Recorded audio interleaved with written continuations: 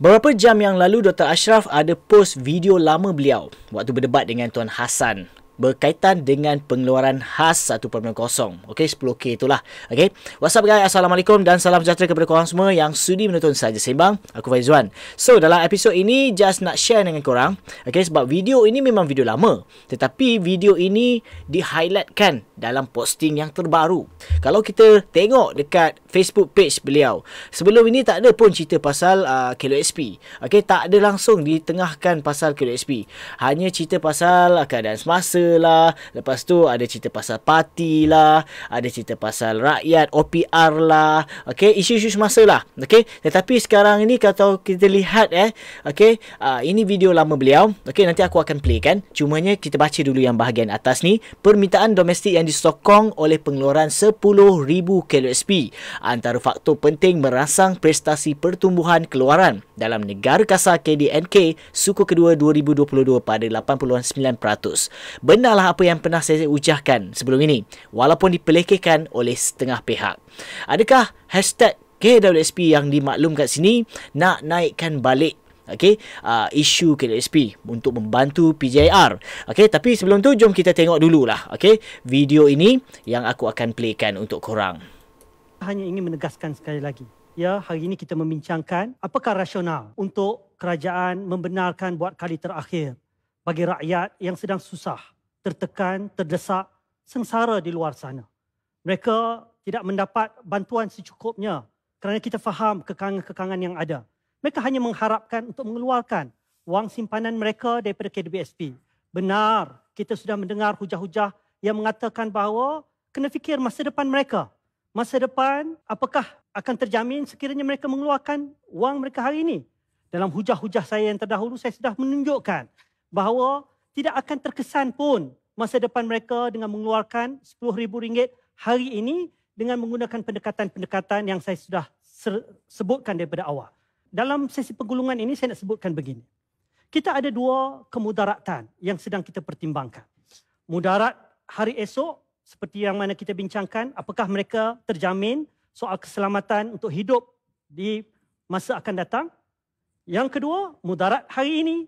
Mereka sedang susah, sengsara, dalam keadaan mereka tidak ada pekerjaan, mereka tidak ada duit, habis semua wang simpanan yang mereka tahu mereka masih ada dalam KWSP. Antara dua mudarat ini, yang mana yang harus kita pilih? Saya mengambil dan memetik prinsip kaedah fiqh yang disebutkan, yatahammalu darar al-akhaf lidaf'i darar al-ashad. Mengambil kemudaratan yang kecil untuk mengelakkan kemudaratan yang besar.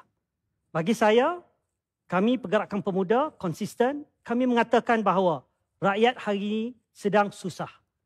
Lebih baik kita tangani mudarat hari ini untuk kita elakkan mudarat yang lebih besar akan datang. Kenapa? Kerana saya telah menunjukkan kepada tuan-tuan dan puan-puan bahawa mereka keluarkan wang hari ini untuk berbelanja, daripada wang itu akan masuk dalam ekonomi negara. KDNK pertumbuhan akan bertumbuh 1% pertumbuhan, 70,000 peluang pekerjaan akan tercipta, rakyat boleh kerja, rakyat mencarum semula. Dalam tempoh 2 tahun, kalau gajinya 2,000, mereka sudah boleh menampung kembali 10,000 yang dikeluarkan. Apakah dibenarkan oleh Akta? Saya juga sudah jelaskan. Akta KWSP 1991 Seksyen 54 menyatakan kebenaran pencarum untuk mengeluarkan bagi tujuan kelangsungan hidup mereka hari ini. Yatahammalu darar al-akhaf lidaf'i darar al-ashad. Itulah penggulungan saya. Terima kasih.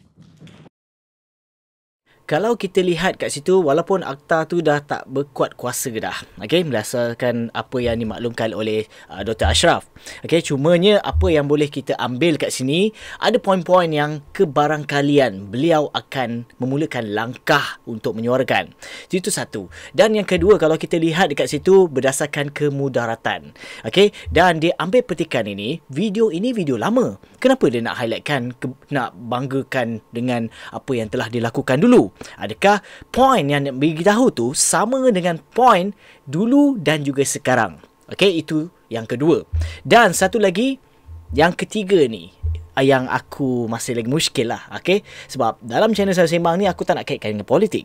Adakah disebabkan agenda politik untuk beliau kemukakan, okay, tentang hal KWSP ni? Sebab dia pemuda UMNO kan, okay? Masing-masing mesti nak dapatkan nama, okay? So kita belum pasti lagi. Tapi kalau macam Dr. Ashraf ni, dia dah start dengan hashtag KWSP. Kalau ada hashtag KWSP bersasar tu, maksudnya dia nak ikutlah langkah PJR tu. Itu saja perkongsian dalam episod kali ini. Diharap sikit sebanyak memberi info yang terkini daripada channel Saja Sembang. Bagi korang yang masih lagi belum subscribe ke channel ini guys, please klik butang subscribe dan jangan lupa share dan juga like video ni guys. Aku Faizwan.